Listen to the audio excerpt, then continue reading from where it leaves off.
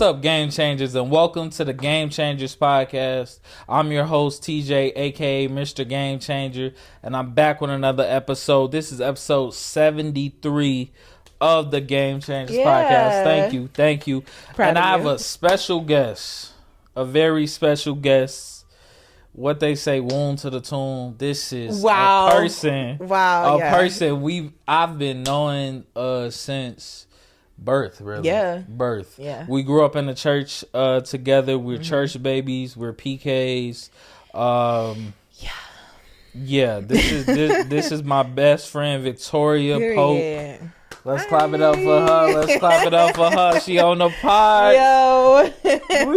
Yay. I'm so proud of you. Thank you. I appreciate it. He's been talking about this and he's doing his thing. Yeah, so, I'm trying to do my thing. We're here. So, like I just told you off camera, I'm vetting people, and I have a good sense about this whole podcast because you never know what's gonna happen. You feel me? We got history in many different ways, but I feel like she could be a co-host. How do you feel? I don't know. Like I told you off camera, this is my first time doing a podcast, so bear with me. Okay. Like this is, but this not your first time on TV. Like in church, they got the little cameras. Yeah, but it's not as like, on me, about me. Okay, like, that's because true. That's true. Like singing and doing that is different, and it's not about me. It's about service.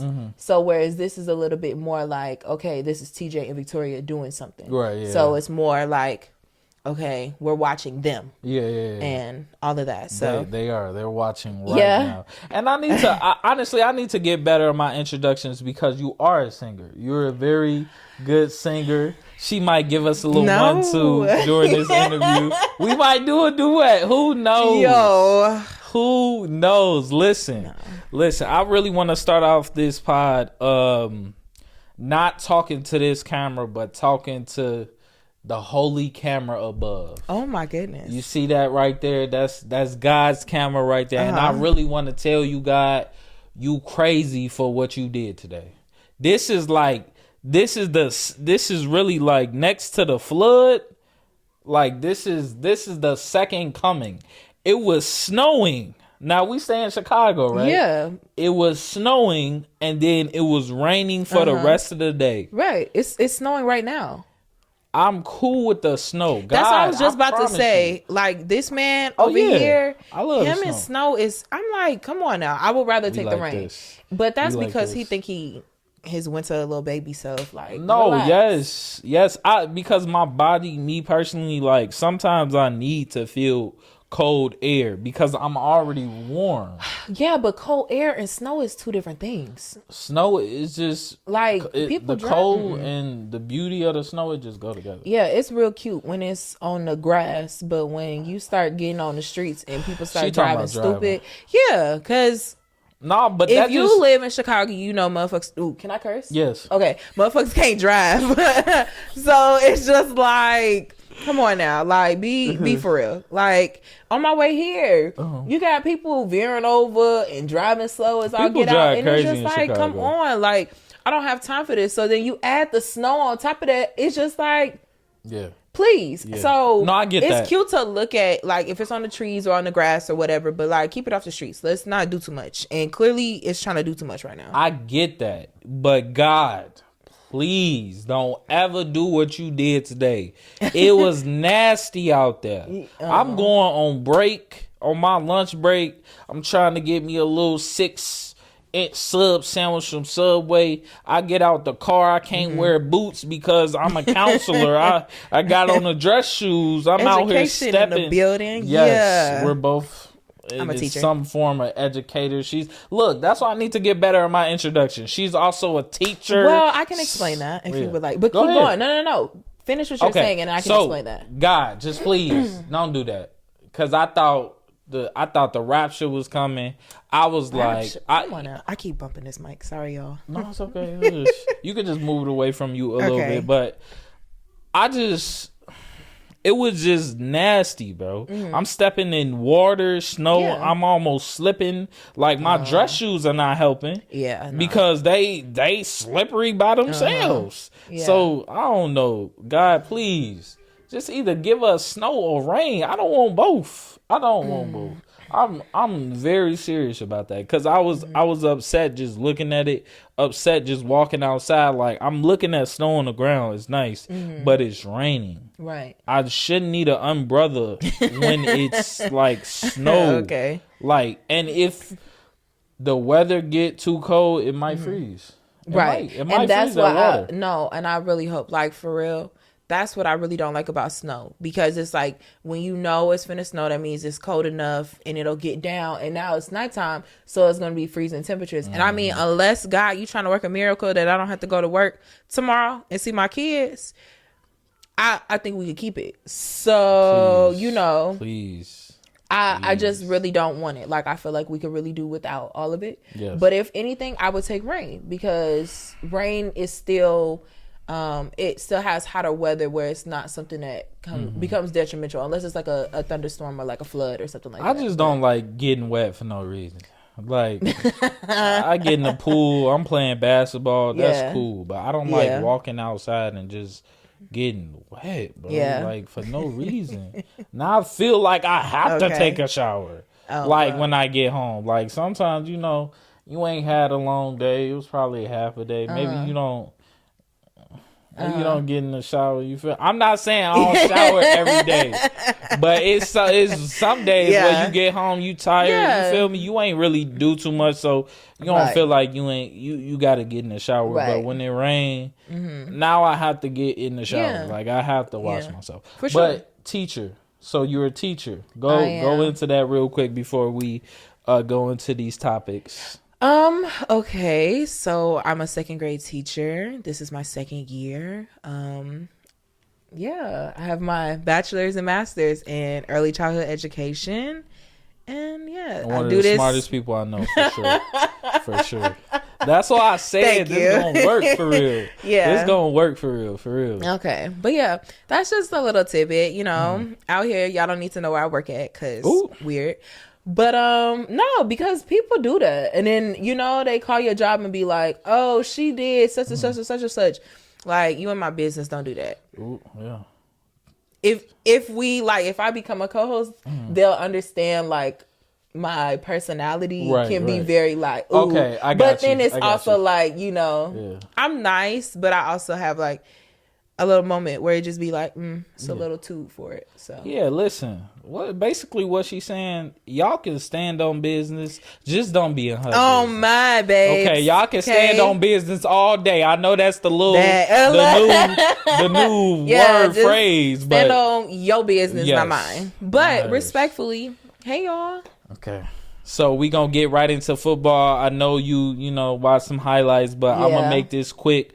Washington versus Michigan. So yesterday was the national championship of the football, and I watched the whole game. And I was very disappointed in Washington, but that's just a credit to Michigan's defense, and that's the main thing I want to talk about today. Because McCarthy, as the quarterback, he wasn't throwing, like, I'm over here making a parlay that he's gonna throw over 175 yards, and I think he threw for like 140. I ain't even checked my parlay because I knew it wasn't him. I picked the quarterback from Washington to throw 2 touchdowns. They had 13 points. He didn't even do that. Yeah. The wide receiver. I was gonna say they made the kick first, the field goal, and then didn't they get 1 touchdown? They did. They got 1. They did. Yeah. But he threw the touchdown to a person that I didn't bet to make the touchdown. Tough. I bet because the number 1 receiver, he dropped a couple passes. So it's like when you drop, so many mistakes was made by Washington, honestly. Yeah. With penalties, missed catches. But I go back to the Michigan defense. The Michigan defense was putting pressure on Penix, that's his last name. Is that the quarterback? Yeah. I was gonna say there was a few sacks that I was just like, whew, tough. Yeah. And by the fourth quarter, he was limping. He was hurt. Baby. He was touching his ribs, his arm. Mm-hmm. Yeah. So when you get into the quarterback like that, it's not really a chance that you're gonna win. I really thought Washington was gonna win because they do have such an explosive offense, but it just didn't come together. Michigan was well prepared. Yeah, for sure. And I really doubted Michigan because I haven't really caught any Michigan games like that until maybe the last 3. Yeah. But, I mean... To be honest, I don't be watching college football. I watch the NFL. Like, that I keep up with. So it's just kind of like, now you got me with some players. Like, don't do too much. Don't ask me like who's on the roster and all that. Like, I can give you a little bit. But like, I can look at stats and be like, okay, or understand what's going on. Like, me and my dad, especially if we have opposing teams, we'll yell at each other from upstairs in his room and me in the kitchen, or vice versa. Or we'll yell at each other in the kitchen. We'll be coaching. We'll be yelling in plays. Like, that type of stuff I can get into. At each other or just like both. About the game? Yeah, both. Okay. Like, at each other, like because he's like really big with Kansas City if the Bears aren't playing. Okay. And for me, it's like, respectfully, I went to Mizzou. So I was in St. Louis. Well, I went to Columbia's Mizzou, not St. Louis, if you know what that means. But I was in Missouri when they won the championship. And it was just like, it was like, okay, great. But it was also like annoying. So then it was like, okay, when, what is his name? Not Justin, Philadelphia Eagles, Jalen. I know it was another J. When he went to the, championship, it was just like, I really wanted him to win because one, it was like, outside of Roethlisberger, he would have been one of the youngest quarterbacks to win a Super Bowl. But then it was also like, it just felt like that camaraderie of, okay, we're really trying to take this for the team, we're really trying to do it. Whereas it was like Patrick Mahomes, it was like, oh my God, they're undefeated, and it's like, kudos to them, like they really did good. But it was just, I felt like it was too overhyped for me. So then it became like, all right. And then my dad hopped on the bandwagon, and it was just like, bro, you're not even from there. Like, relax. Yeah. So it was like, okay, I don't know, maybe it's just me personally. I just want some different aspects. And maybe it's just me, and like, respectfully, fried chicken being attached to that, tough. You don't know? You talking about the I talked about it. I talked about it when fried chicken. Like, are you crazy? He said like seafood or something, right? No, he said tacos or Mexican food. Like, it was just like, it was just like, what's my favorite cheat Yo, when she said that, I was like, it was just, I had already noticed certain things. It was just like, okay, well, he is mixed. So it's like, okay, nothing against interracial or anything, but it's just like certain things. It was just like, why did you choose that? And what was your path with that? So that also has something to do with just how I feel. But respectfully, I like him. I just feel like as a team, sometimes it gets over. Like, I like Travis Kelce, like, but that's cool. But this whole Taylor Swift and him thing, like, bro, who cares? I'm sorry, who cares? Respectfully, it's the white women, yo. And it's just like, what is it? Because, like, why is nobody on Sierra outside of the prayer? Like, listen, we all trying to figure that out, but she's got it. Like, we're not really talking about the black athletes that are going with the black women. Well, Jalen Hurts, they are highlighting the fact that he's with a black woman right now. And I don't even know what his girlfriend looked like. She's cute. Oh, okay. And I really appreciate that, because it's just like, sometimes I really feel like, and that's just me personally as a black woman, I feel like black athletes really go for what is deemed as easy. And sometimes white women can be, just like black women or any race can be. Easy. Well, ethnicity, because we're all a human race. Race is not easy. That's what she's saying. Societal construct, but it's still like, okay, what it is. Race is a societal construct created by the white man to pin us against each other. It's not. We're all one race, and it's the human race. Ethnicities or cultures or whatever is really what makes us up. I get nationality. You. But white women, I'm not gonna lie. Like, I thought about it a couple times. I bet you did. It's just like some. Listen, I know you, so that's why I said that. So it's like, you look into their eyes, like sometimes they eyes be blue, they be like you said easy, like I'm just saying, like they be easy, especially some that stick. So I get why y'all fall for that, but I never really fell for that because I knew in the back of my mind they was dangerous. I had a couple makeouts, but that's it. Tough. That's it. Not you revealing stuff like that. Oh, yeah. In college, I had a couple white studies. You feel me? But I'm for real. Okay, no, but yeah, for sure. We here. Right, okay. We here. But listen, they are dangerous. And let's connect this to our next topic with Jonathan Majors. They're dangerous. That white woman, Cat Williams. No. Cat. Yeah, that's his name. Cat Williams. Cat Williams, he said she got him out of there in 2 weekends. That's what he said in his past interview. Oh, okay. So in the past interview, that's what he said. Hey, he's basically saying the same thing that I'm saying. They dangerous, but it's like I always knew that if I'm caught in the room alone with a white girl or this, that, and the third, or just like she say I did something, it's over with. Yeah. So just knowing that they have that type of power, I always say this: like white women are the most dangerous people on the earth because they're wise to the white men, so they sometimes they're complicit with the racist or other stuff they do. Sometimes they egg it on, and sometimes they neutral. They act oblivious. Yeah. You feel me? So dealt with a lot of neutral and obliviousness, especially in Missouri, and like the counties where it's like. Excuse me, sorry. I explain when I get nervous. I be like a little raspy. So it's okay. You don't need to be nervous either. Facts. Okay, so it was just like at our freshman orientation, a white guy got up and was like, "I've never seen black people in person before," and it was just like. All the black people, we ain't know each other, but when I tell you we looked all at each other like, I wish this motherfucker would say some slick ass shit out his mouth right now.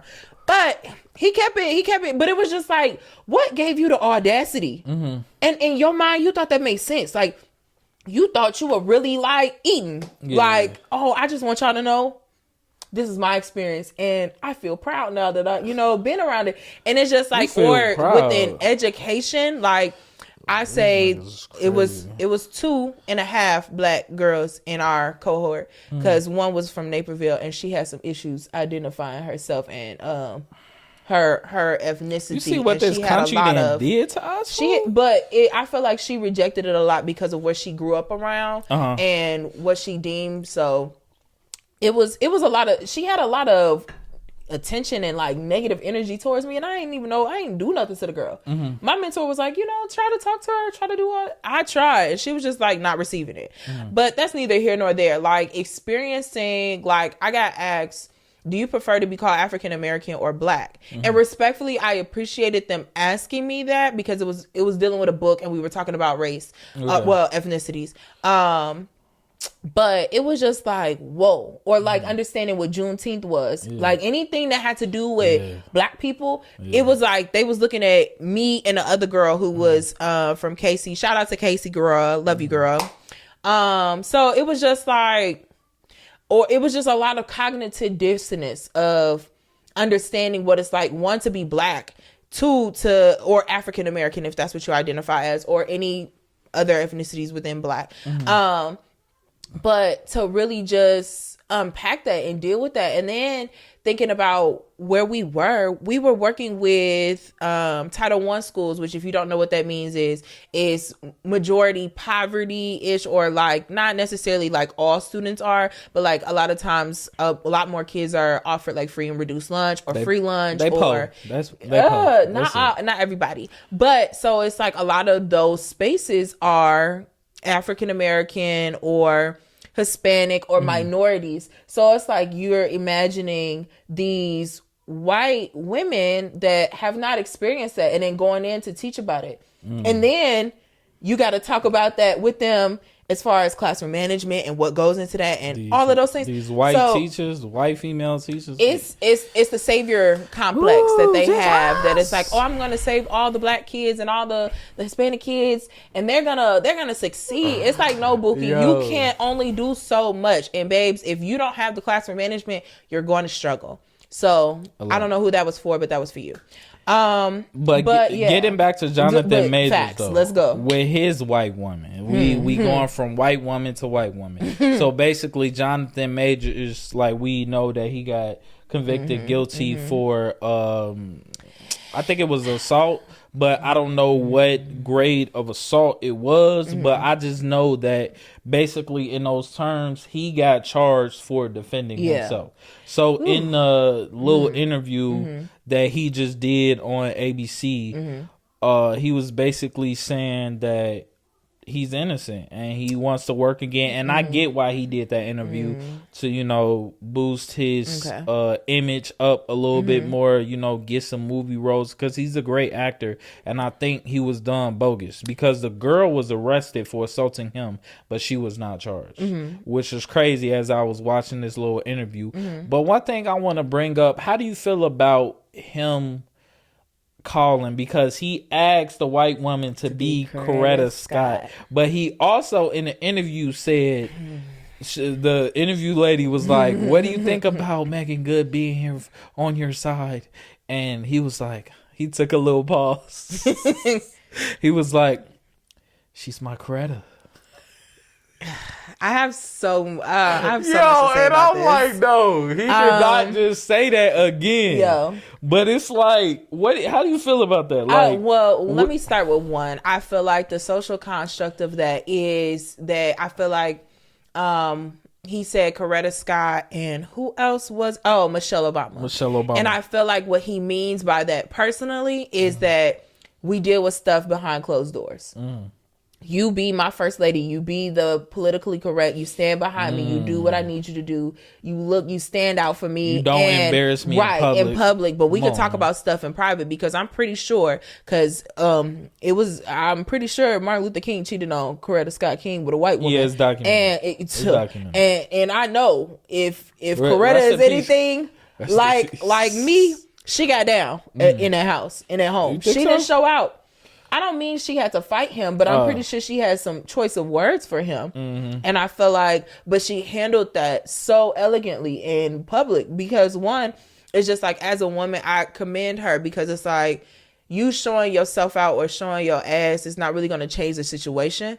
So that's that. But I feel like it also just attributes to your character and like progressively what you want to present if you were to walk away from that person, because you have a lot of people watching you. So it becomes more about, let's do the mature and the emotional mature thing, which is, I'm going to handle this privately. I'm going to move in a way. I ain't going to fake it. Like, I don't want to make it seem like, oh, I'm okay with everything, but I also don't want you to be in my business enough to see me so rattled, because it's just like, I don't want you to ever feel like you have that one up to keep saying something or to keep picking at something. It's just like, handle me with respect. And I think that's what his whole construct was. But why are you asking that from a white woman though? That's one, she ain't never gonna be Coretta. Well, granted, or Michelle. but let's think about it in this way. For sure, never. Come on, but I think in his mind, like,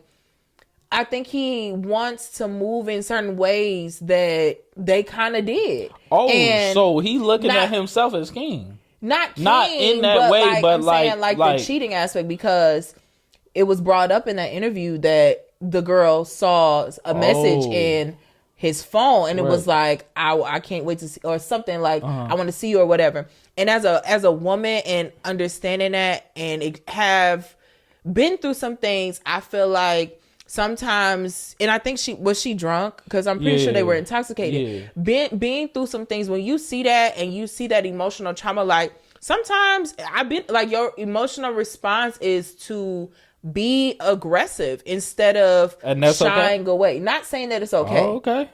Not saying that it's okay, because I don't think like putting your hands on people is okay. Has it crossed my mind? Absolutely, for sure. But I don't think that it's okay, but I feel like the undertone for me with his interview was just kind of like when she asked, how did she get those scratches?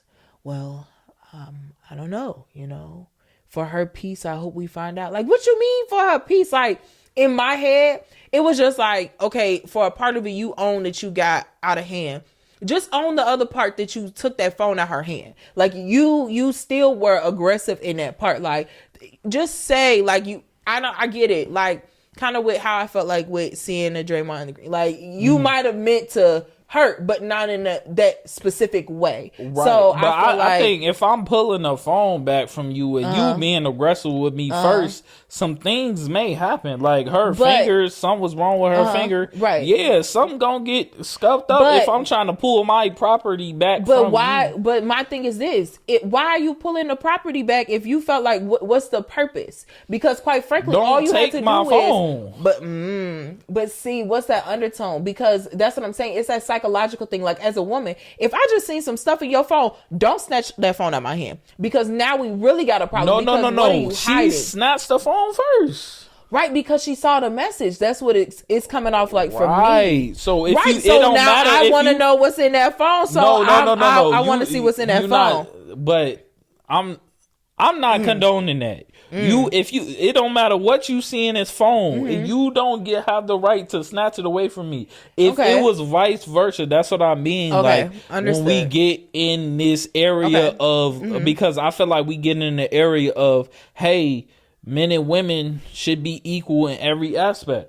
So if we doing that with the equal rights and stuff, then it can get a little muddy. Yeah. But what I'm saying is, like, I'ma always go back to this. If the roles were reversed and I seen something in your phone and I snatched it from you, like, once you try to get your phone back, like, well, for me, I guess no, because I wouldn't be trying to get down like that. So I wouldn't have a. So issue if I to be snatch your that. phone and just was looking through it, or snatch your phone, got out the car, and just start walking away with it, I would ask you what you doing. And I would be And like, I can would I be have like- my phone back? and But I'd I'm be not like, gonna no, come you're up not to getting you. your phone back. Okay, 'Cause well I'm then looking that's at it. okay, right? But then does that give me the right to go back and snatch it because it's mine?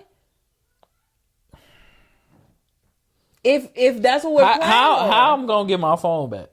By asking. Okay, but this is so what I'm if- saying. Listen. Okay. You snatched the phone out of my hand. Now, my initial reaction is one or two things. I either attack you or I say, what you doing? Give me my phone back. Yeah.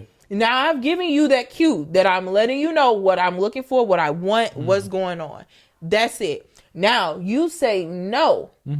Now, I might be like, all right. Yeah. Hold on, wait, what we doing I'm gonna here? be like, man, I have my phone back. Yeah, All but right, let me- okay, yeah, like Can I- I might, because it would be like, okay, what you doing if you trying to be like on some weird stuff. But I just feel like in that way, I would really try to hold my composure. But then it's like she was drunk, and I'm not excusing drunkenness, but I'm a person that gets lit. It shouldn't be no excuse for her reaction to be like that. But I'm a person that gets lit, and I can be like, I can be aggressive in a way, as far as like, not like I'm trying to get at you, but like I'm very forward. I'm very forward. I'm very like, if she drunk with you and she playing around, she may put you in a chokehold or something. No, I like, don't. Yeah, she gon'. No, that's you. Hey, no, that's you. No, that's not. No, I do. When have I ever did that? Don't lie like that. I'm joking.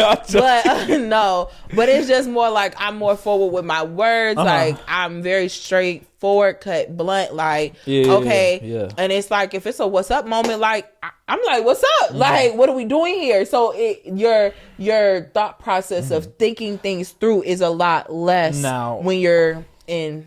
Now let me go to situation. the next situation where what happened with them. Now, if I see you grab my phone, I get it back, and I'm trying to go, but I'm sending you home in the car like, yo, just, we'll talk about it tomorrow, but you ain't going. Like, me as your man, is it cool for me to like pick you up and put you in the car if you like being really belligerent? Okay. Like, it seemed like you out of control. It seemed like in the video she was out of control. So like as her man, like he just put her in the, like, trying to get her in the car. It ain't nothing malicious. Right. Okay. Well, for me, I feel like if I ever got to a point of hitting a man or wanting to get down, I would rather you like just bear hug me. Okay. So I can't like keep hitting you. And doing something like that. Lifting her and putting her into the car. I don't know. But I feel like in this moment, like, why not just take off running like you did and avoid any contact? If you feel like in your mind, you're thinking as a man, especially with a white woman, she's dangerous. Why even put yourself in that position to put her in a car? If she's so belligerent, just leave her alone. Just get away from her instead of doing that. And I mean, granted, he took off after the fact, but in that moment, it would have just been like, just remove yourself from the situation instead of trying to quote unquote help the situation, but it go left. Well, he did eventually run, but I feel like in the aspect of love, I feel like there is love there. Yeah, so for sure. I'm not if I'm care about you, if we in a relationship, that means we have some type of love for each other. Yeah. So it's like my first instinct is not to run. It's like, yo, like we could talk about this. We ain't gotta. It's to try to conversate a little bit, like converse. Yeah. Conversate, not a word. According to now the dictionary, according to somebody. That is a word, dog. But it's not. No, it's not. Converse is really the word. People have made conversate a word.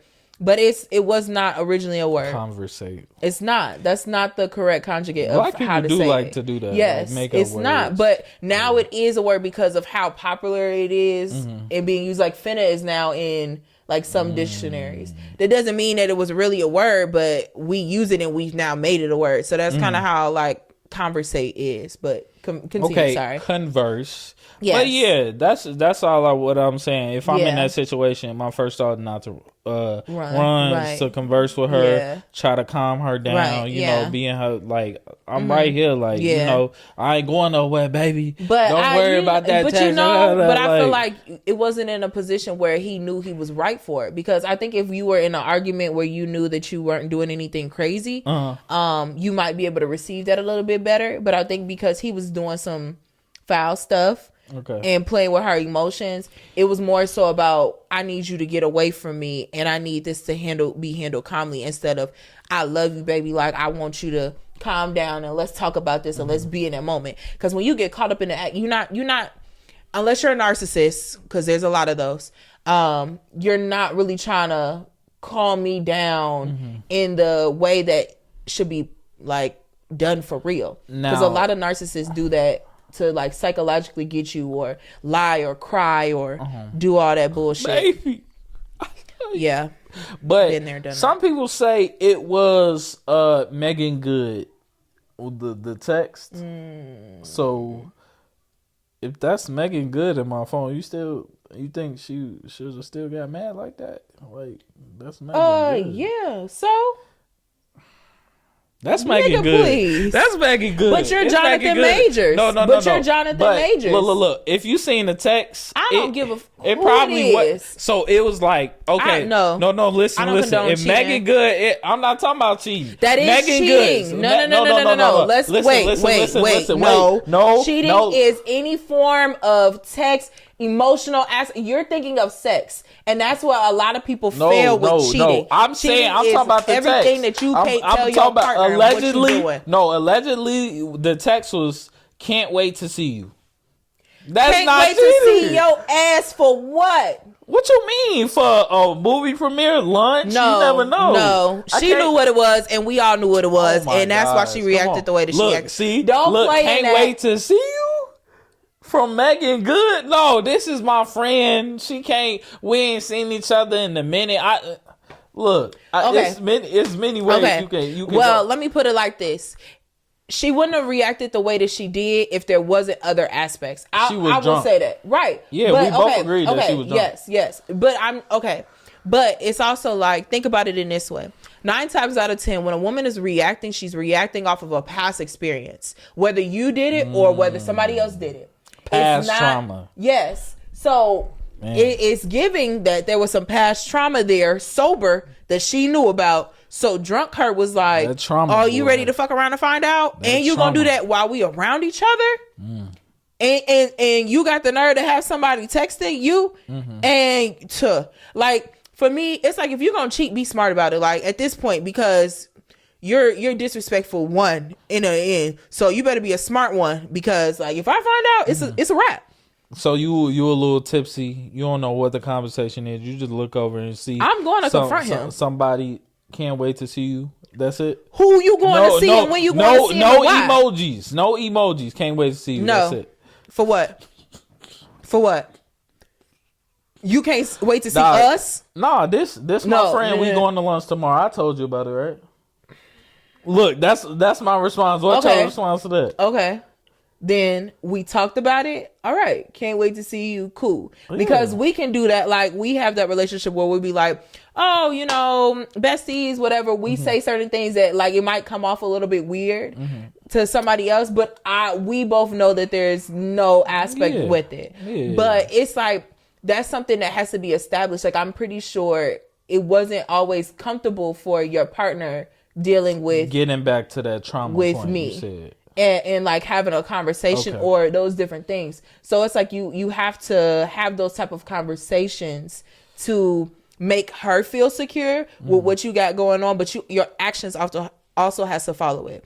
And I'm pretty sure, judging by that, I mean, she could have went AWOL. She could have. I give it to the people that would be like, this has never been a thing. She just really tweaked out. But from a woman's perspective and knowing how I feel, 9 times out of 10, that wasn't the first time. And because liquor was involved, she had lost it. And that was that. And it was just like, how many times you gonna keep disrespecting me? Cause I'm sorry, you got a bitch in your phone.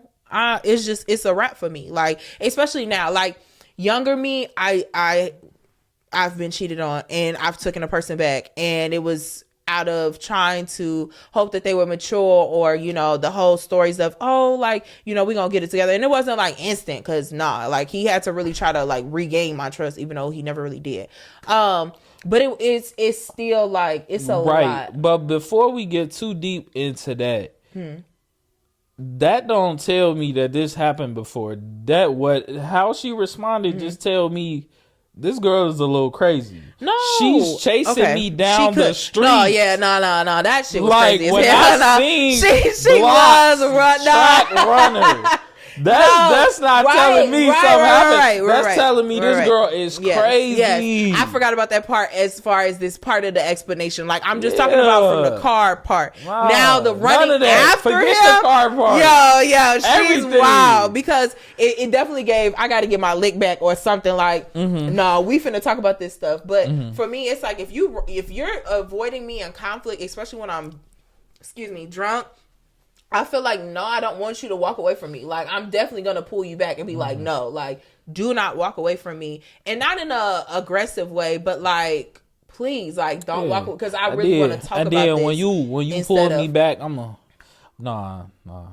That's in the movies. I think you brought it up with the narcissism. So, is it narcissism? Don't do it. No, when I walk away and you pull me back and I go in for a kiss, is that narcissism? Yes. Okay, I got you. Yeah, I kind of knew it was. Because wait, what's the situation? That's like the cheating situation. Yeah. Okay. Oh, absolutely. Why we bringing up cheating? We don't know he cheated. Let's not put that on Jonathan Majors. Okay, whatever. Whatever form of aspect it was, you made me feel insecure about a situation, and unless you got some proof that I could be secure in this moment and we really had a conversation, why are you kissing me? Get off me. Don't touch me. No, don't touch me.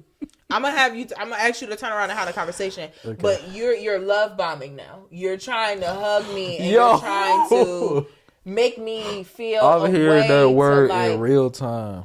What? Love bombing? Yeah. Because no, like some people, okay, because I only heard it on another podcast. Overuse like what a narcissist is and love bombing and gaslighting. Like when I say look it up. Like really get into, like there's this guy, oh my God, what is his name? When was that word created? What? Love bombing? It's been around for a minute. Yeah, it's been around for a little minute. Okay. But it's a guy who is a clinical narcissist that gets on and he talks about like his mind and his therapy journey and how he's been married and all that stuff. I can't think of his name, but he's a black man. He's like probably in his like 30 old 40s. But if I don't want to look it up, but then can I look it up? But then it'll be like okay, anywho, I'll find it when we talk. Yeah. It's like really learn what it means to be a narcissist. Like just don't throw that word around and be like, oh, I'm dealing with somebody that's narcissist because, you know, they said this, but it was like, no. Like there are people that are true narcissists, whether they are aware of it or not. And that's what I mean. And I feel like when you get into love bombing and you really think like, okay, my way of solving this is she's angry with me. I did something to her. Let me kiss her. You got the right one with me because I'll definitely be like, get off of me and don't touch me. Now, and that's when I start to get pissed off because now you're disrespectful. Now, if she kiss you back, is that y'all both being like toxic? Or, yes. Okay, got you. Yes. Got you. Okay. Because in that moment, she's falling for whatever it is. And I've learned that men or just, okay, let me say narcissists, really watch what you respond to and how to get you and what those things will be. So if they know that kissing you will get you, they will always use that. And that will be their trap. And that'll be the cycle that they use to get you over and over and over again. So, yeah. So you are a part of the toxic equation. Like, I understand, like, from my experience, I was a part of the toxic equation because I wasn't doing what I needed to do for myself. And standing up in that. And it's like, me now at 25, it's like, it's a whole different ball game. Like, I'm watching the signs. I'm peeping the shit. Like, no, you can stay right over there. Don't come over here with none of that shit. Because we too old and we too grown. And I know maturity is not an age thing. I don't condone saying, you know, you're mature because you're this age. Because there's a lot of grown folks that ain't mature. A lot of y'all out there ain't. That's what she's saying. She pointing straight to y'all. Y'all not mature. Look what inward. And speaking of toxic things, speaking of looking within yourself, Draymond Green, the toxic player of the NBA. Some people don't want him back. He's coming back to the Warriors. So in the recent not interview, because Draymond Green has his own podcast, he was talking about he was considering retirement from the NBA because he didn't really get why he got suspended for so long. And if we looking at the video, like, you seen how he did, dude. I mean, come on, Draymond. You've been kicking people in the nuts. You've been like, he been dragging people down, like wilding. Like, and I was raised on, don't let nobody come in your house, come in your paint and get nothing easy. So I was raised on the foul hard. So I get that. I get that sometimes, but not the belligerent. This one, not the Kobe. What about? He's a little more aggressive. Oh yeah, for sure. Kobe. So that's his favorite player. Dog. So that's what I mean. Like, that's Kobe was a dog. Oh, that's like, I miss him, but Draymond, you ain't. I don't believe you when you consider retirement. Why you sitting up in line for real? Like, I wouldn't say lying, but I'm just saying, like, retiring from the NBA. I know you got 4 rings and you on the latter part of your career, but you're not retiring out of nowhere. Like, you seen. What do you mean out of nowhere? What if he's been contemplating it, but we just don't know about it? But because of his public backlash that he's been getting more and more.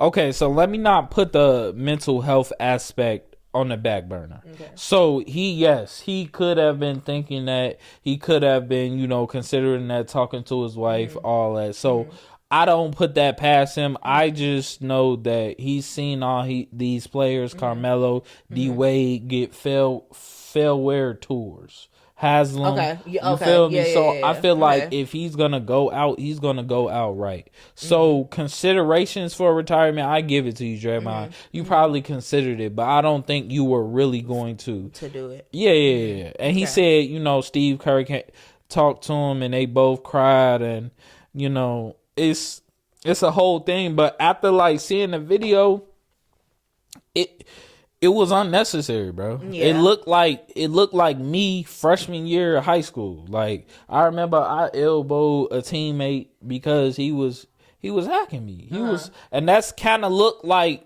I didn't do it on purpose, but it's like in that motion of like, get off me. It's a little wild. Yeah, that's why I said when I saw the video, I was like, I don't really think he meant to aim for his face, but I do think he meant to like hurt him. Like, I do think he meant to like get him off of him, but it really just went because the way his arm swung, it just looked out of control. Like, it didn't look like it was a controlled punch for the face. But it's like, but it's also like, y'all, not to excuse his behavior, because I don't think that it's excusable, but it's also not. Like, y'all gonna fuck around and find out. That's really what it is. Like, if y'all gonna keep doing it, not to say that it's right, but it's also like, you got to be prepared for somebody that doesn't always make the right decisions. And if you keep testing it and you keep seeing it, it's just like, well, there's a certain aspect to the game to be physical and to be aggressive, but it's also like, you're setting yourself up for whatever it is. And if you keep hacking him and doing all that stuff, it's just like, okay, well, what do you normally see him do? Like, I hope that he's going to like therapy to really figure out like his anger and things, because therapy, do it. Shout out to it. But I do feel like it's just like, sometimes you got to pick your battles. And I don't think that he really thought, like, I think he thought he was big and bad and he was really going to like keep it up. And Draymond was like, oh, you didn't hear about me. Oh, okay. I'm gonna knock you out. And it was just like tough. Yeah, I just think, and they also said he has been targeted. Excuse me. Thank you.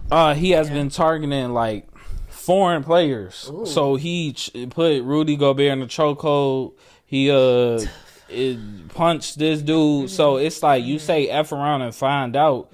It can be that way too. It's like, you hitting all these people, but you find the right one, Draymond Green. Oh, I ain't seen none of these. I ain't seen none of these players black and from the hood. Yeah. Like, it's some players in the NBA that's from the hood. Like, why don't you try them? Yeah. Like, I want to see that. Like, I just seen hockey. They let them fight. I just seen the fight. They was getting down. I want to see that in the NBA. I'm not gonna lie. I want to see that in all leagues, but all leagues. Just put the helmets down, because in hockey they take off the helmets, and they fist it. Why you don't want to see that? Because I don't like watching people hurt each other. Like, that's just are gladiators. Come on now. This has been happening throughout time, and that's a problem. You think so? Yes. For entertainment? Yes, it is a problem. But are we going to stop being entertained? You just sit up here and said you and your dad was yelling at each other. Yeah, but we don't downstairs. Physically get into it with each other. Like, but that's what I'm saying is, to get steam out, sometimes it's okay to go blow for blow. I'm okay with yelling. I'm okay with getting a little aggressive. Like, as I said, I can be naturally sometimes aggressive in a way that's not necessarily always physical, but as far as my persona of what it is, well, I guess that's the term everybody uses, but whatever. So it's just kind of like, I think there's certain levels to it, but when you get to like really brawling and throwing down over something, it's just like, no, like, all the injuries and all the things that you could go through or losing your life, it's just not worth it to me. So if you and your best friend couldn't talk it out, but y'all really want to salvage the relationship, and she came up with the idea, y'all just do a little boxing 3-round, 3 minutes each round, or 2 minutes each round, and y'all box it out, and y'all friends after that. What you saying? That's dumb as fuck. Why? 1, I wouldn't be friends with somebody that does that. 2, what's the point? Just to let steam off. So but there's always still gonna be the steam, because one person has to win and one person has to take the punch. What you mean? It ain't no win or losing. We just gonna fight and then walk away and be like, okay, get cool. off. Yeah, that's what y'all do, and that's the problem.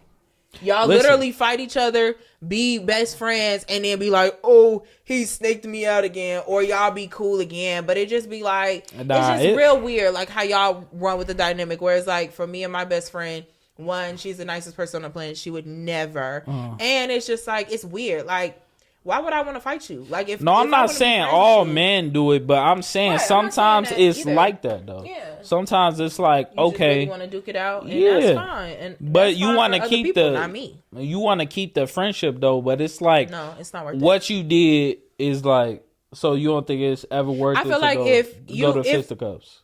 No, it's like if it was like a one smack type thing, like I just want to do, but like boxing and like Yeah, like with just gloves. Like you put gloves on. No. Like boxing is an actual sport. I know it is. All right. I'm aware of it. What does a sport have to do with the fight? I'm Salvage saying our relationship? not salvage, but it's what do you feel like females do to salvage their relationships other than talk? Because we all can sit up here and communicate to each other. Communication. Yes, that's what we need. That's what the world needs. Yes, communication and love and peace Yeah. and minding your motherfucking business. Right. That will solve a whole bunch of things. But if communication is like not happening right now, but y'all still want to be friends, what do y'all give each doing? other space. Give each other space to really figure it out and think about what you need to say. Write it out. Like, jot down your initial angers and your thoughts so you can get that out, so then you can clear your mind, so you can be in a space where you're more level-headed to say what you need to say to that person versus being so angry and quick to move with emotions. Like, I'm learning as I'm getting older to try to, and that goes along with like my aggressiveness, it's like trying to not move with emotion so much and really move with my head about what logically makes sense in this situation. Because it's like, if I move with my emotions, a lot of things that I would say wouldn't go I up. agree. So I it's like, come on. So it's just like, you really need to like stop, evaluate the situation, evaluate, is this friendship worth it? Is it something that I really want to see going forward? Because if it is, then you'll take the mature route of really being like, hey, all right, let's stop. Let's talk. I can talk about where I fell in this situation. And it might be that other person's grant on grant fault, but you can see the spaces where it's just like, I can take accountability for this aspect, but I want you to know that this is how you made me feel. And try to use more like I statements versus you statements. Like, this made me feel like this, da da da. And not try to say, you made me feel like blah, blah, blah. Because sometimes it comes off as really like, what's that word? Antagonistic, or sometimes it's just not received well. So you get really defensive. Like, I have a problem with that. Like, I'm working on being less defensive with things being brought to me. So I feel like all of those things has to be encompassed to really think about it instead of being like, ooh, yeah, 1, 2, 3. Okay, best friends forever. Like, that's dumb. You think it's done? Personally. Okay. So if your best friend wanted to do that in a certain situation to mend y'all friendship, you saying no? Yeah. Okay. So that's no. We don't need to be friends. I need to be around like-minded people that are trying to elevate and really be in a space where I'm at. So she over here talking about elevation. I'm just talking about a quick boxing like, match. come on. But like, look, we don't look at it the same way. Yeah. Because it's like, I look at it and I be like, the duke it out. Even with the most recent hockey fight, they fought and then they tapped each other on the head. Right. Yeah, but good fight. Okay, fine. But that's not really your best friend for real. No. Just taking it off right. the, yeah, but that's what I'm playing saying. against. It's a little bit different when you're talking about like somebody that I don't really care like that. Oh, so your enemy. You taking the boxing match for your enemy. Yeah, wait. She is. Enemy. She is. Relax, Yeah. And then like, at the end of the match, wait. y'all settle y'all differences. Growing me says no. Oh, see, this is what I'm saying. Let's do this shit right now. Yes, because I'm finna beat your ass, and then let's beat this over. Let's water on the bridge. Like, leave me alone. I leave you alone. Respectfully, we did what we did, and let's move on. Simple. Okay, I got you. Yeah. Okay, I like that. So let's go on a lighter topic. Happy, we got DDG and Halley. They had Halley. Let me get that right. I don't want to get it wrong. Halley had a baby boy. Congratulations. Halo. So cute. How do you like the name Halo? I think it's cute. I get it. It's like the angel. It gives her vibe. Her and Chloe, and just like music wise, it's just like if you don't really get Halley, you're really not gonna get the name. And it's also probably DDG too, because he had a stream or whatever where he was like, I would name my son or my kid Halo. And I don't know if it necessarily came from Halley or if it came from DDG or if they had that kind of conversation. But I think it really goes with like just well, for me, I don't really know DDG like that outside of like his little YouTube stuff, but no disrespect, it's not little, but for real. Right, it's been a lot of disrespect with DDG in the past. I'm sorry. Year.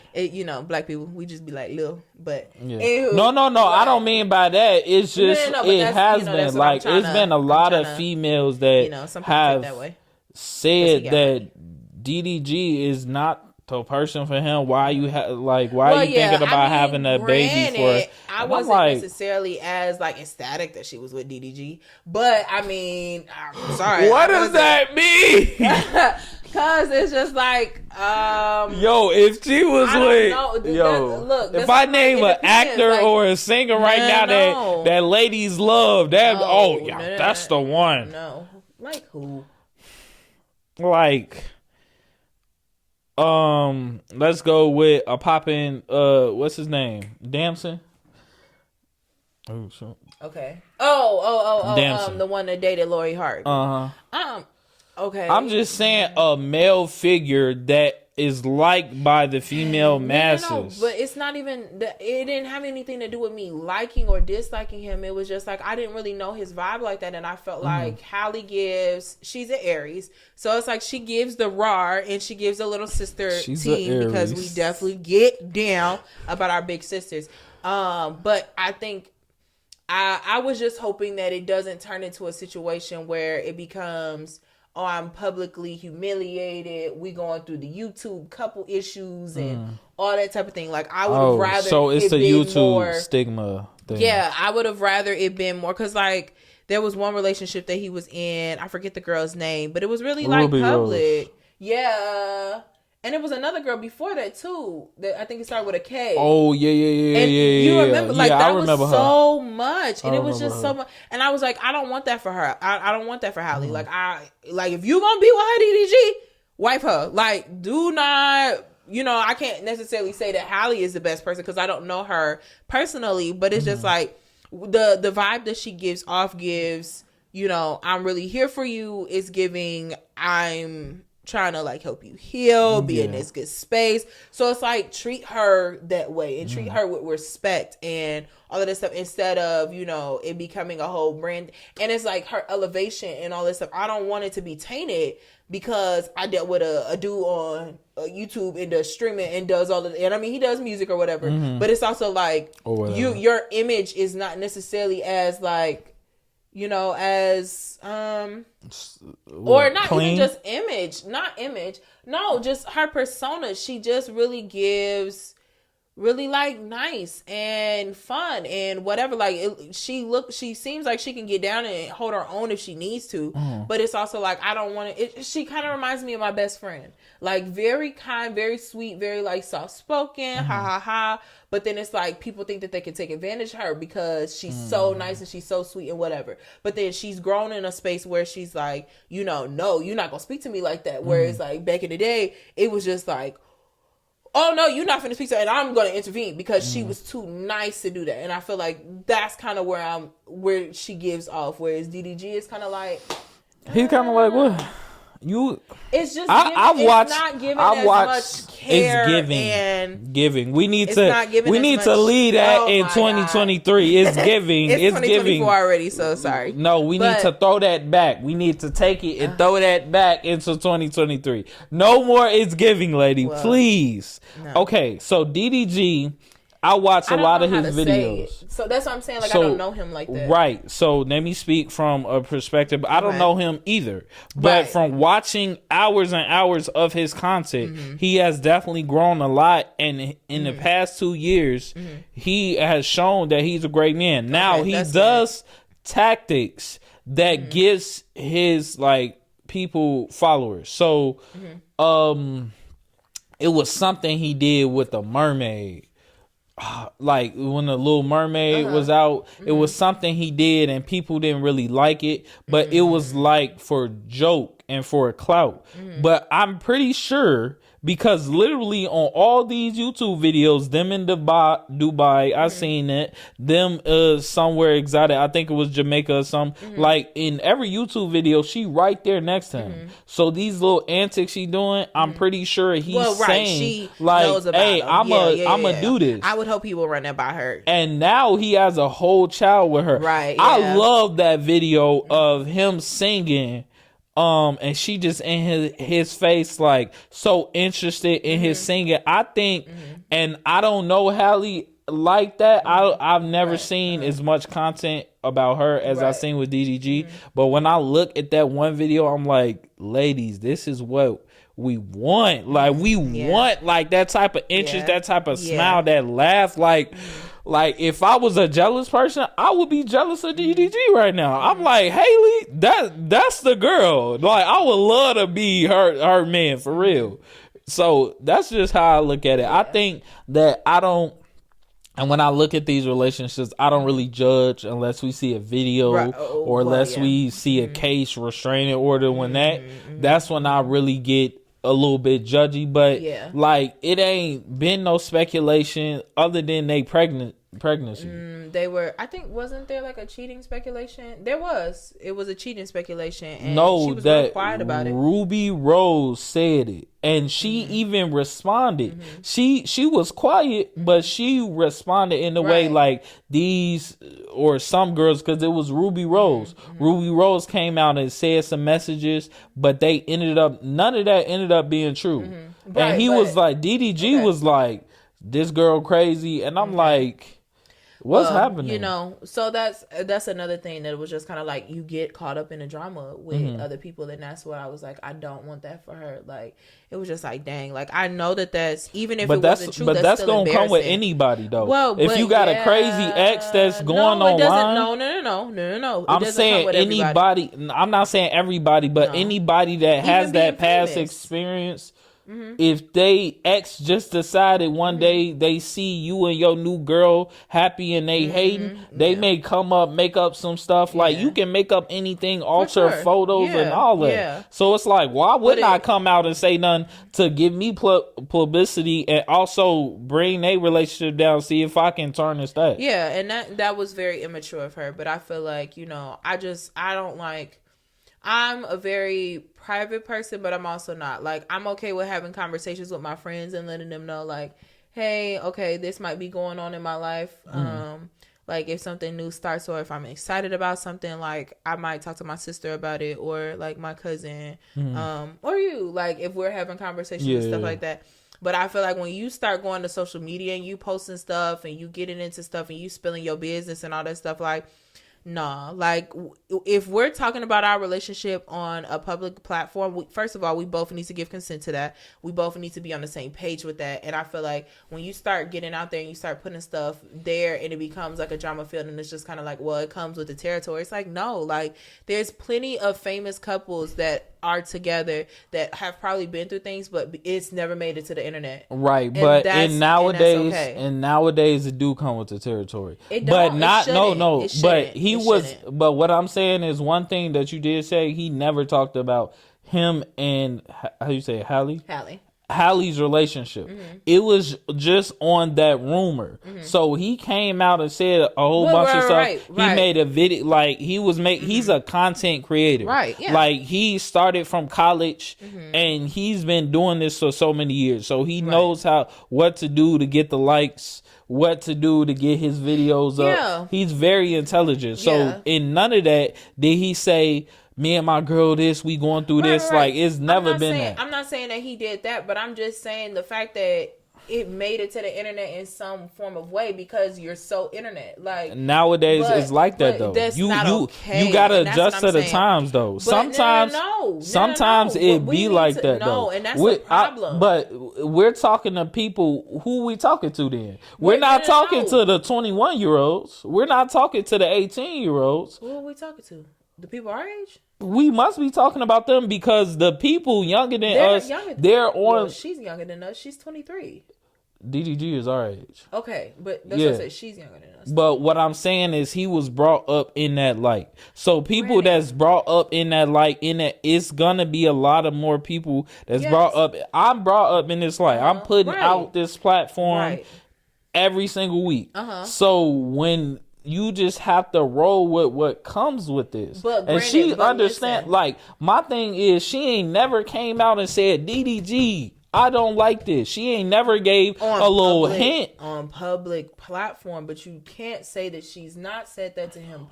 But guess what? We don't know that. Right. I just said that you can't say that he didn't. I didn't say that she did say it. But what I'm saying is that we have a problem as a society of saying, well, that's what's going on now, so that's what you need to accept. No, that's not okay. What the thing is if that's what's going on, this is what we need to change.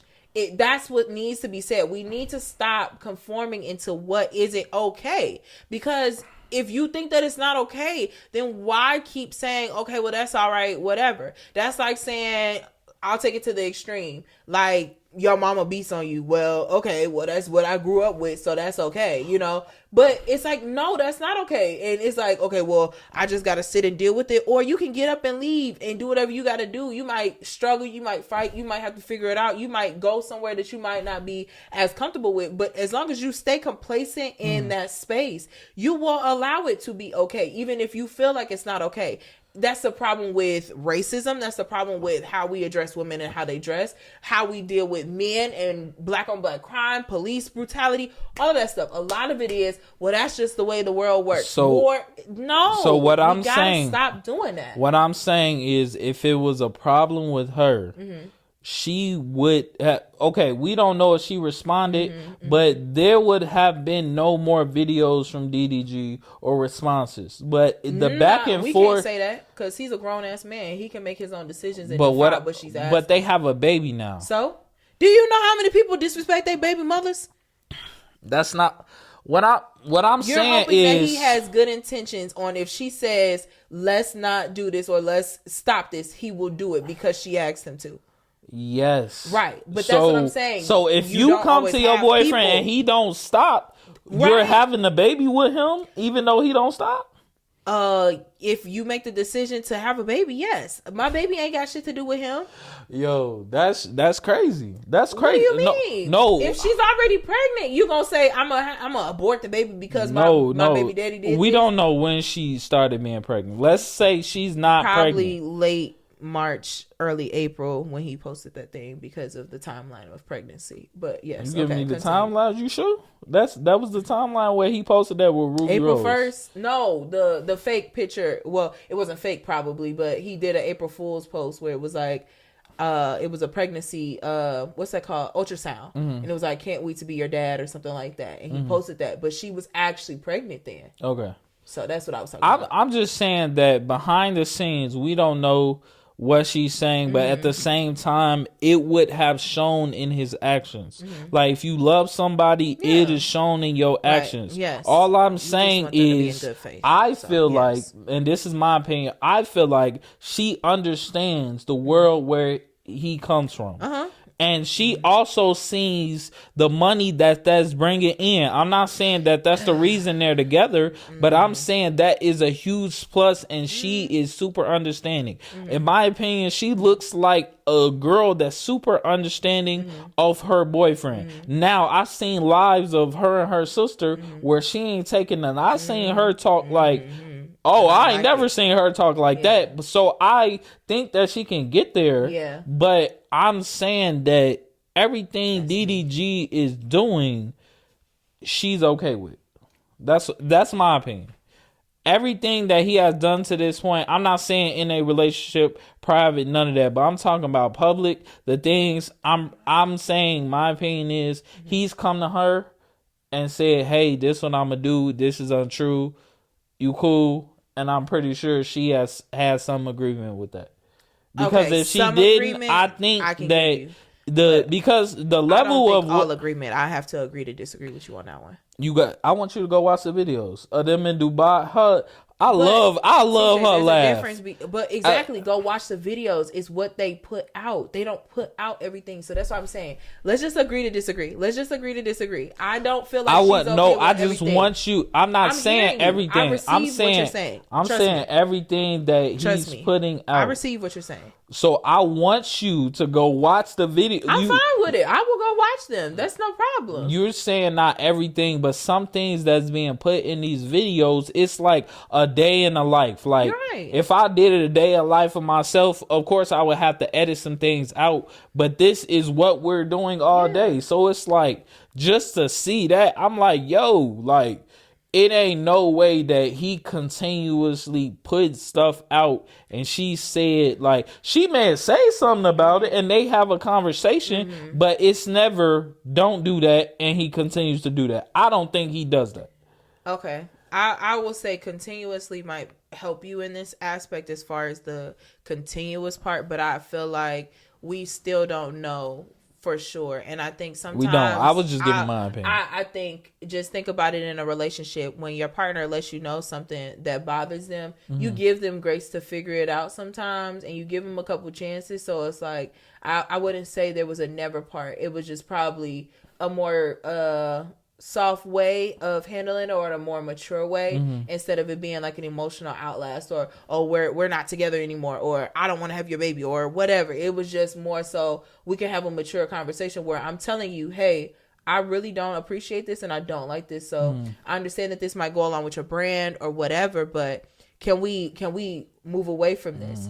And I think that's what has to come with that whole aspect. And I do think, I'm pretty sure she's had conversations with him about certain things that he puts out that she wasn't necessarily okay with. And it's like, okay, well, what am I supposed to do? Take it down? And if it's that big enough and he cares, he might. But I'm pretty sure that it's not 100% like everything that I do is cleared and cool by Halley. I doubt it. I 100% doubt it.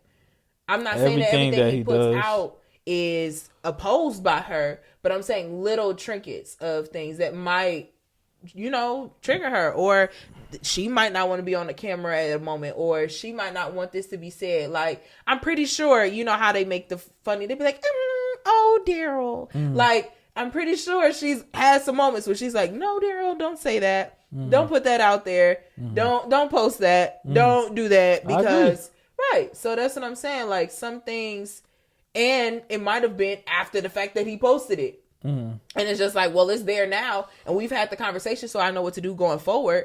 But I just, you got to be mindful of. I just think what you do that if we had a conversation with Halley, I think a lot of ladies would be more really surprised on how I'm a bad man.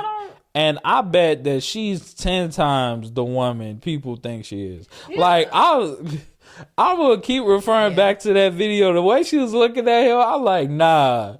Like, this is nice. Yeah. So, speaking of relationships, are you single? I'm pretty sure. What? Look who is calling me. What? Oh my gosh. As I asked the question, yo. Oh my God. Wait. No. And yes, I am. Oh, single. Okay. Because some people might, wonder that from watching this video that you are a beautiful woman. So they be like, who is that? You feel me? Ooh. Yo. Like, this is the energy. The energy. We just seen somebody on the phone that shouldn't have been on the phone. Yeah, shouldn't have been on the phone. That was a FaceTime though. That mean y'all. No. I'm not saying y'all, but it has been some contact in the last week or two for a FaceTime to come at 8:35. Yes, there has. Oh, okay, that's all I'm saying. Conversation wants to be had about something, but it's not in a way that it needs to be for any of those. Okay, so basically, what we saying right now is that she's a bachelorette right now, and absolutely, somebody come scoop her up. You feel me? Because respectfully, but if you on that type of time, keep it away from me. She like, know how to I cook. don't. She could take Wait, care wait, of wait, you. wait. Oh, she don't know how to. You don't know how to cook? Wait, not too much on that. Don't do too much. I know how to cook for myself. I'm a picky eater. You know how. Yes, I know. I know. Come on now, don't act like I throw down in the kitchen on food. I know. I don't eat a lot of food, so sorry. But I mean, you're not preparing for your future man right now. We're getting a cookbook. I have a book that's like the 31 prayers or so, I think is it 31? I think it is. Sorry. I heard something similar about that. But it's like I wasn't really worried about how many it was, but it's about your husband. And also it was like I heard it's a video that was just like, you need to start preparing yourself to be, a wife and who you want to be in a relationship, and not necessarily always pray about just the man, but pray about who you are and what you're going into. So that's kind of where I'm at. Like I'm trying to work on myself as an individual for me, and really work towards, because I do want to be a wife, I do want to be a mom, and I want to be successful at those aspects, and I want it to be healthy. Okay. And so yeah, I don't do the fuckboy shit and all this. Like that was young me trying to figure out and give people grace and trying to figure out those things. But I'm in a type of time that's like, if you're not coming to me correct, if you're not really trying to show me that you really about me, you want me, you're courting me, talk to him. I don't have anything to do with you. I don't want to do. If you playing around, if you still trying to figure out, like, there's a difference between trying to figure out your life and what you're trying to do, and you have dreams and aspirations, versus you trying to merch off me. And, we ain't messing with you, slimy niggas. I don't want slimy that. Like, niggas. Yeah, and it's like I don't agree with you got to come all the way healed, because I'm not all the way healed either. But I feel like there's an analogy with the 80-20. Like, you need to be doing 80% of the work. There's the 20% that you'll learn from dealing with other people in relationships and those things that you do 80. She gonna do 20. You take care of the 80, and I'll take care of my 80, and we do the 20. You take care of the. You feel me? Look, I'm being messy. I'm being messy. I'm sorry. I'm being messy. Speaking of that, it's like, I think that concept is nice, but it's also like, it would have to be from a man that I really trust, because a lot of men nowadays is like, well, I pay for this and I do this and I do that. Me, I'm a very independent woman, and I will definitely show you that I could do it all the way without you. I already do it without you. So don't ever tweet. Don't ever think that if you gonna say that that's what you want to do, I gotta really trust you, because I don't trust people like that. So it's just like, but because they might throw it back in your face. Yeah. Especially like living space or a car or whatever that you think that you purchased for me or that you did. Baby, let me tell you something. I'll take that car back. What? I can buy my own car. Baby, let me tell you. Cause don't do it. Yeah. So if that's your mentality, don't even offer. That ain't my ministry. Cause I'm ignorant. So I'm ignorant. Yes, I can't we'll get into ignorant. Your faults and what you got going on, and that's the petty me. Yeah. But the mature me is like, okay, I'm gonna walk away and let you have it. What? I'm gonna let you have it. But yeah, nah, it's a no for me. Okay, respectfully. But yeah. To all the men out there, she is taking applications. What's the age range? What, 40 to 25 to 40? That's a look. Look, I was joking. See for real. You looking for the video? Bro, relax. Yo, relax. They gonna be on Facebook going crazy with this one. Relax. So 25 to 40. That's the range. I don't know. Oh, okay. I don't know. Ooh, 40. Oh man. It's all about who you are, your maturity, what you bring to me. So age is a little bit different. Now, if we pushing 50, like, whoa, okay. Like, now, what if that's up there? What if a well-established, nice, respectful, grown-looking 21-year-old come your way? You entertaining that? Maybe if he shows me like that he's not really immature and he's really about me and what he's trying to do, and it's a real pursuit, maybe, yeah. Okay. I'm not opposed to it. So that's why I was like, with the age range, I mean, you got to be legal, like be fucking for real. Yeah. But it's also like, you know, I'm learning to not discriminate with age and really look for who you are as a person and your maturity and what you bring to the table and how you treat me. That's what's really important to me versus how old you are. Because, you know, eventually we'll get to those places where we'll discuss if we're the same age or if you're, you know, 40, if you're older than me, how that works. But yeah, it's really about who you are and what you bring to the table. Okay, I just want to check the temperature, see where you was at. Jesus. So we got a couple we got a couple little stories right here. You know, we're gonna run through them real quick. The Emmys happened. Shout out to The Last of Us. That was one of my favorite shows I watched on HBO. They won Shout out to Keke Palmer. Keke Palmer, she also won. They was Sorry, I messed it up. I'm sorry. No, Kiki. they was saying that she was. I don't want to get into that. Maybe not. They were saying that she was the abuser in that relationship. They both abused each other. God, okay. She did it first, but I don't want to get into it. I'm just saying that we letting it slide. Kiki is, you know, she doing her thing. I'm liking the pics. I love you, Kiki, but it's like, do the damn thing, girl. You doing it. You extra in a good way, but like, do the damn thing, girl. Like, respectfully, you know. Okay. The Last of Us, they won. Many people think that Lil Nas X is appropriating Christianity. A lot of people online was like, you went from here to here. He was wearing devil horns. Now he want to put out a Christian song / album. And people pointed out that why do artists, like, why is Christianity the main religion that's always put on the forefront? Like, outside you trying to mimic or Islamic faith. What's the word? Make fun of a little bit, like a parody in a way. Like, you see this picture right here? I don't know if you've seen it, but the picture on him on the cross, and that's him on the cross while they carrying him. I would like to understand his thought process behind that. Me too. I want to hear the song too. It's coming out Friday. That likes to hear both sides and like understand the person before I try to make judgment. Because it's like there was a thing where he made the devil thing, and it was like, okay, some people were saying it was more of like a devil worship versus like there was a narrative that it was like going against the devil and he's fighting his demons and that's what he's doing and all this stuff. So it's just kind of like, you know, I'm trying to, I would really like to pick his brain. If I didn't do education, even though, what's that called? Psychology is tough because I got a B in that class and I worked for my B. Good grief.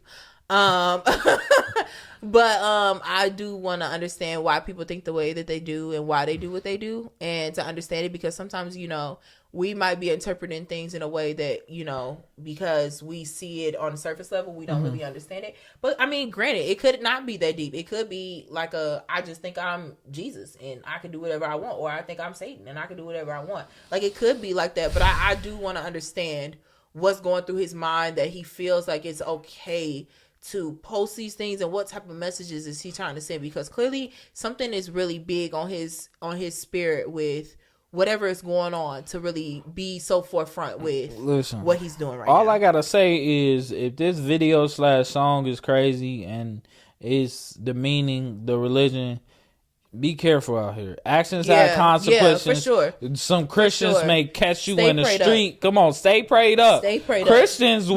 we cool. Real. We pray to God, but we can get down too. Look, I got a shirt that says half hood, half holy. Pray with me, don't play with me, because baby, come on, heavy on it. Come on, and stop thou playing. shall not try me. Mood 24/7. Scripture. Stop playing with them. Let me tell you something. Thou shall not. Okay. Let me tell you something. Stand on Music. 21 Savage is putting out an album on Friday, and that's based off his new movie. It's called American Dream, but he's also putting out a movie with Donald Glover, and Donald Glover is playing 21 Savage in the movie. So, do you listen to 21 Savage? I feel like Yes, but not in a way that is just like, I'm a 21 Savage fan. Okay. Like if I looked up some of his songs, I would be able to tell you what songs that I know. Okay. But it's not like a big analyzer over his. So real quick, you seen the trailer. How did you feel about the trailer? It was interesting. Donald Glover has a really interesting take on acting and his thought process and his concept. So it's just like, okay, all right. It's kind of like, because I don't really know the background history of 21 Savage outside of like everybody making a joke that he was from Canada and he moved to Atlanta. He's really not a hood nigga. Oh, the UK. He came from the UK. Yeah. I thought he came from Canada. It was okay. UK, yeah. Well, whatever. So it was like a whole big joke about it. So it was just like, that's really all I know. And outside of him, like, in his music with the whole savage gangster type shit, it's just kind of like, okay, I really don't understand what you're trying to get at. So it's kind of like, all right. I mean, it was interesting, and I think that it was interesting take on adding the music in the trailer and that being the trailer. I don't think I've seen a movie trailer where it's like just it's like a music video, but it's for a movie. Yeah. So that was really interesting. So I was like, okay. I just feel like I need more context and understanding it to really have more of an opinion to what to say. But I mean, there was creative aspects. There was some aspects that I felt like kind of fell short, but I think that's just kind of my opinion as far as what I would consume as a consumer, versus, Donald Glover and his mind and where he goes, and also 21 Savage. And I'm glad that you said that about the trailer, because I'm really here for the music. Yeah. 21 Savage is dropping some music on Friday, and I'm going to listen to it. We'll get to the movie later, because the movie is coming out sometime this year, but the music is what I'm here for. So shout out to 21 Savage. Thank you for the beginning first quarter of the year giving us some music. Yeah. Okay, Sony has a new electric car that's connected with Honda, and it can be driven by a PS5 controller. How do you feel? You driving this car? No. Not right now. Okay. You would have to show me some years worth of. So that's inside the car? Yeah. So it's still like a steering wheel, or is it like it's a remote control car? Like you can move the car around without being in the car? Yeah. That's what he did with the demonstration. Yeah. No. He said no. Not right now. Okay. I feel like, as technology evolves, we'll be in some things that, like, we'll look back on this video and be like, remember when we said we weren't going to do it, and now look at us. We're shaking it over. No. But, I'm not. No. I'm not doing that. But, not no controller. But what if that becomes what it is, and that's the only way that it works? Then what are we going to do? Walk? Not walk. I mean, you...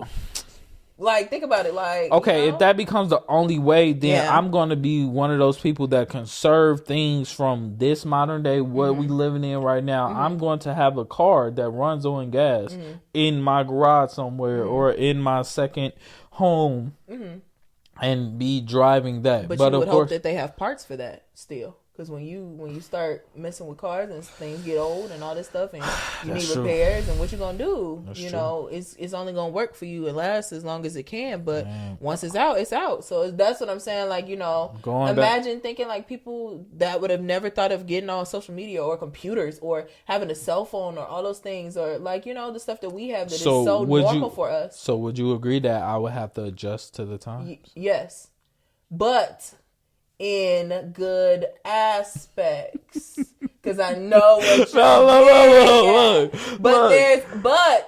but there's a rhyme or reason for it, because it's just like thinking about it with phones.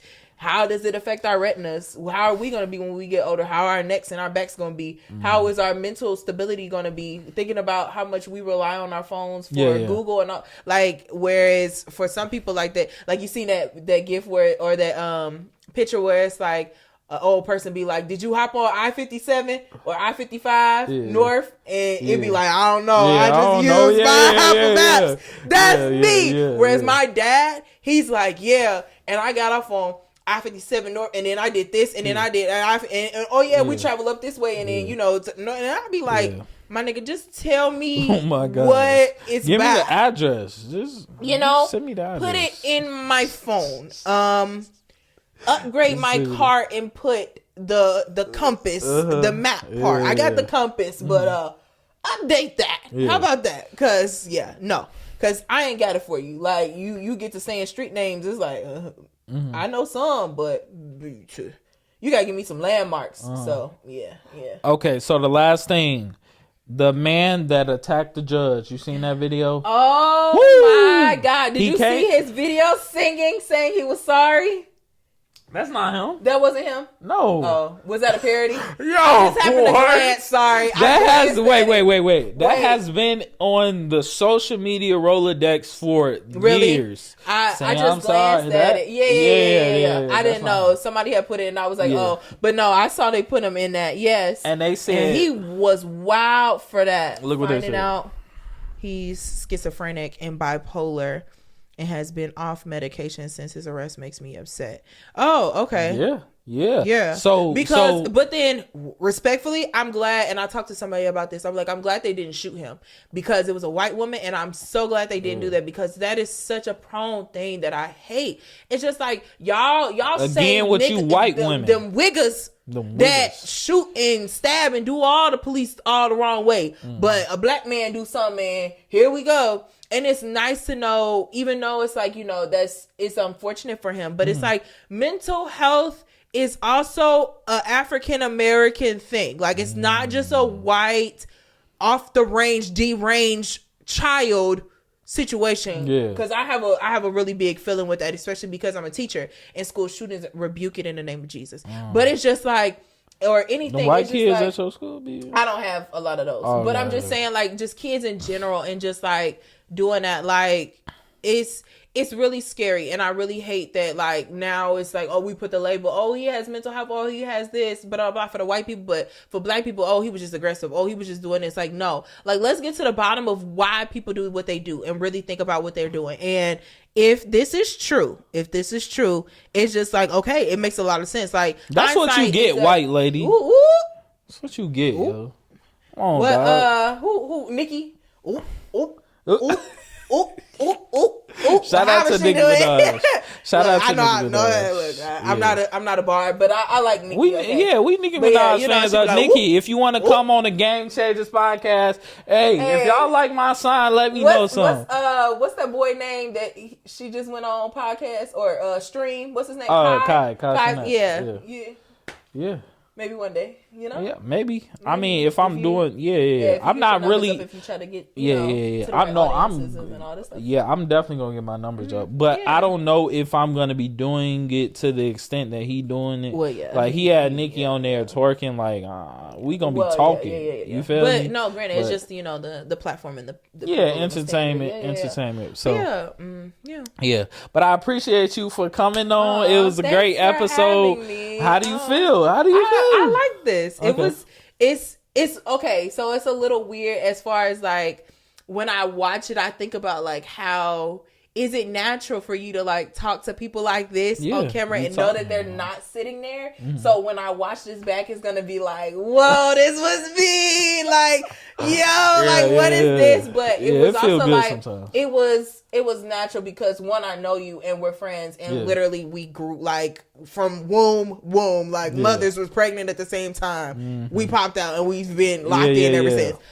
So it's a little bit more natural because it's like, I know that we're having this conversation and I know that it'll be seen, but because there's not an audience here, it's a little less like weird. Because it's like, I know that I need to like, as I'm speaking right now, it's like, I keep speaking to you this way. So I keep trying to like turn this way to make sure that I'm speaking to them too. But it's like, I don't know who them is. So it's a little bit different to have that one-on-one and feel like, we're just having conversations and we're bouncing off of each other. We're not worried about what other people or what, like seeing somebody else's reaction or faces. Like, it's just really what it is. So like, I can tell when you get frustrated when I say something or whatever, and it's just like, it is what it is, because nigga, I said it, and so and what versus it being like somebody else said, it'd be like, ooh, like, let me back off, because for me, sometimes I'm working on not cutting people off because I have a lot to say sometimes when I feel strongly about things. So it's just like, I feel a little bit more comfortable being able to like speak and just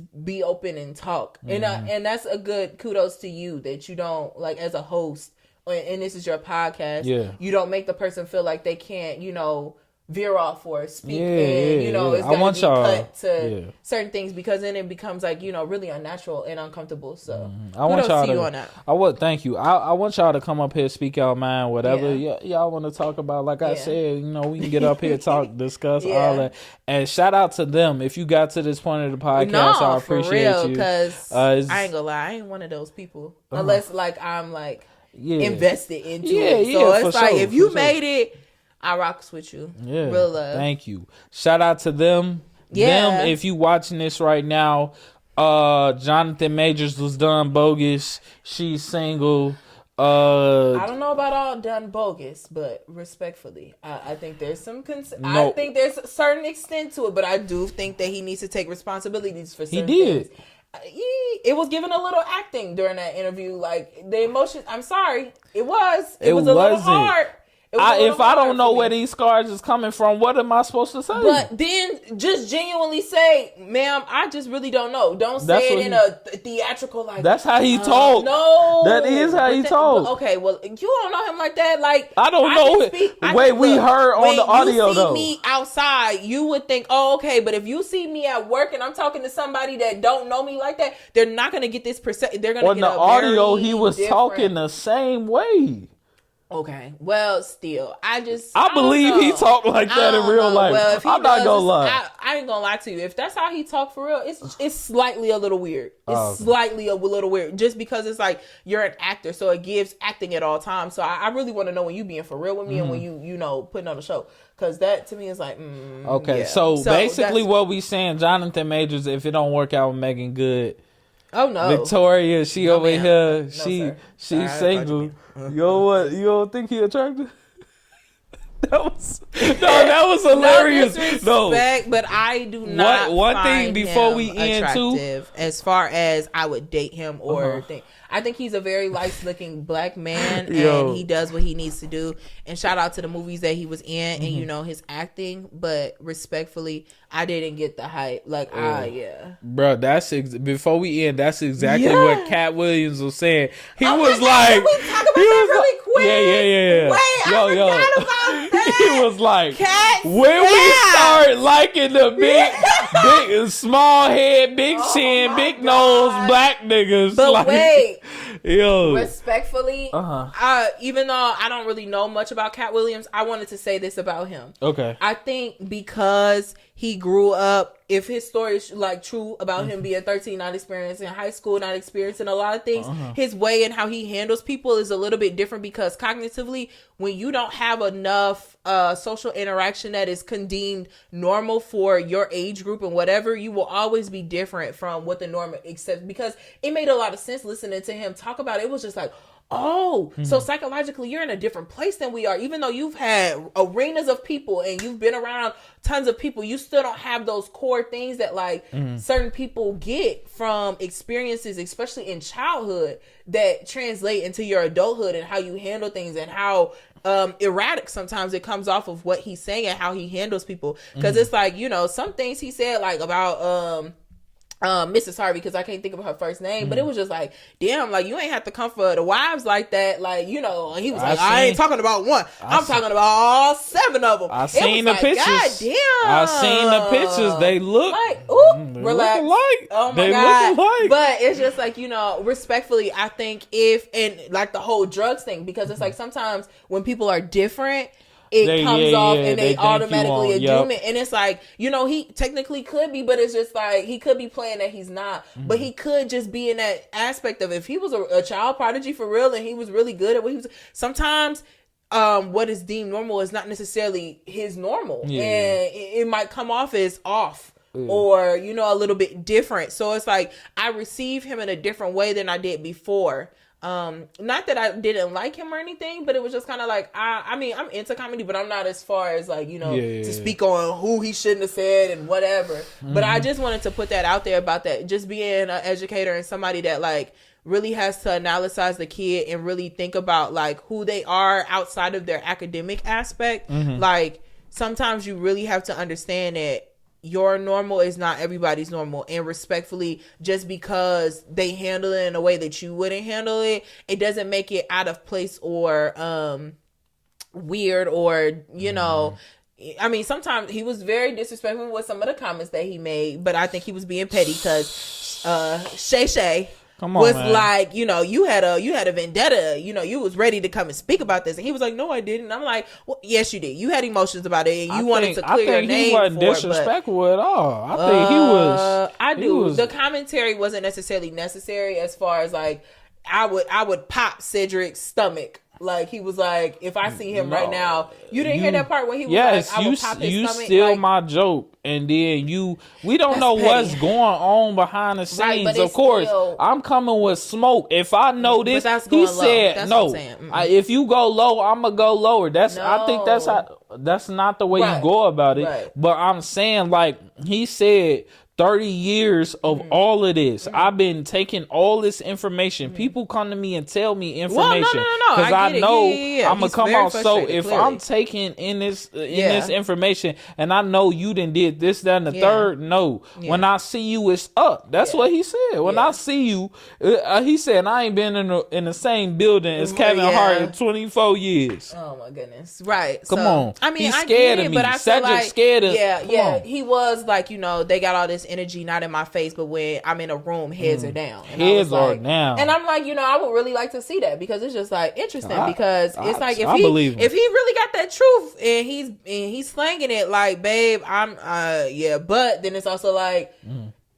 when Shay was like, you know, aren't you scared of the backlash and all that stuff, it was just like he might be setting himself up for some things, but then it's also like, you know, sometimes if I think if he goes high, God will bless and do what we don't expect for him and his career and take him in places instead of going low. And that's what I mean. Like, sometimes when you tap into those low vibrations, it's like you blocking your blessings because you trying to get back and being petty and, you know, trying to show your whatever it is. Because sometimes, you know, when I say showing your manhood or your ego, it's like, no, that's not what it is. And it's like, it is, but okay, go off. Ego. Yeah.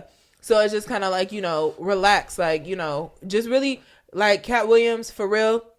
Go high, aim high, and stay in that spirit that you was talking about. If you're true about it and you really took it and you left because you were 13 in the Bible and you read it and you really into it and you're not necessarily religious, but you believe in a higher power being, go high, aim high, and pray high. Like, because what can they do? Like, you know, no weapon formed against you shall prosper. Like, let's throw the word in there. So it's just like, respectfully, that's really what I wanted to say about Cat Williams. Like, I agree, really and that to happen. They also were drinking, so. But but he was like, you know, I only drank so much more than you. And it's no, like, you know, that was at the beginning. Right. But he started with the smoke in the beginning. At hour 2, he was. Oh, okay. He was okay. Epstein asked me to suck his wee in front of the whole thing. He did. No, that was an hour 1. It was? Yeah, he was like, the dude asked me to do that, and there was 3 other black guys, and he was like, and I said no. And what do you think they said? And I said, oh my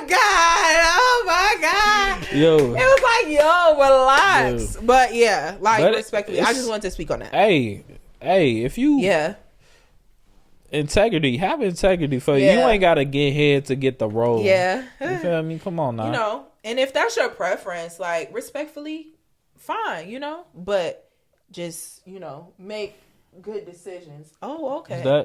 That's okay. Well, that was a great vibe. Cut it out now. Like, it was a great podcast. Like, this is why I am in my growth and mature aspect, and this is why I am setting my boundaries and those things, because I'm not dealing with that. And if there was somebody there that wants me, like, know that I'm not doing this and I'm not playing the games and all this stuff. Okay. Like, I really been like, it's been a great pod. Thank you. You've been a great guest, Victoria. I You've been a great appreciate host. it. Yay! We did it. Yo, the most important thing in this world is to try to help other people, you know, with their goals, their ideas, because the most important. Dang, I'm repeating myself. I say this at the end of every pod, but I forget it. But because a little bit of inspiration can go a long way, y'all remember that. For sure. Mr. And he be really encouraging, for real. Yes. And I appreciate you for that, because you're better than me. I'm working on that. Like, I love you as a friend and all that stuff, but I'm not as like vocal about it and all that stuff. So it's like I appreciate the inspirations that you send and the positivity that you put out, because it's like I'm not necessarily as vulnerable with that, but I do care. And I'm really vocal about that, and I appreciate that. Yeah. I'm really vocal about that because I've seen words go the other way, negatively affect people. So I want to use my words to send love to people, because I don't know when my last day is going to be, but I just want my reputation to be on this earth that I loved everybody, I cared about everybody, and I wanted to see everybody win, because at the end of the day, I mean, we all trying our best. Ooh, you feel me? So that's all we can do. Wait, I saw this post. I really want to say this, that like when you said that made me think of it. Sorry. Okay. No, you good. That I really think should be like stated in this. It's in my saves and Instagram. So like, give me a little second. Okay, I'm gonna give you a little second. We're gonna talk through this. This is the Game Changers podcast. We might be on hour 2 right now. I don't know. I need to look at the time. I need to get a timer. My uncle was right. I need to get a little screen so I know what time we at. Yeah. But that comes with it. Y'all keep supporting. Y'all keep liking. Y'all keep sharing. Oh my goodness. And my platform will go higher. I'll be able to make some money. Entertain y'all even in better ways. I hope this podcast was entertaining. That's all I come to do. Of course, I can't find it right now. We gon' if she can't find it, we gonna put it in the description below. No, facts, YouTube, because we gonna give y'all some inspiration in this video. It was very encouraging about like if you're at a wall or something. If you feel like you're at a wall and you're talking to a wall, like sometimes you need to lean on a wall to like get yourself somewhere, like to really just stay up, because sometimes, you know, like a wall is very sustainable, and sometimes people find that as like a stagnant or a bad place, but sometimes you really just need to like lean on that wall where you are and just be in that moment. So then when you're ready to get yourself together, you can pick yourself back up and move on instead of like falling through. Ooh, sorry. Okay. When you said, ooh, wait. Oh, she found it. She found it. I told my friend that I'm emotionally hitting a wall, and she said, sometimes walls are there so we can lean on them and rest. I can't even begin to express how much I really needed to hear that. And it was just like, rest. Something baby, I'm learning. Life is life. Life be life.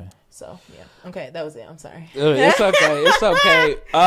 Coming from Mr. Game Changer, Victoria Marie Pope. Not to put my government out there. Yo, you know. All right, I got 44 tattoos too, just so y'all know. So y'all find me. I'm not joking though.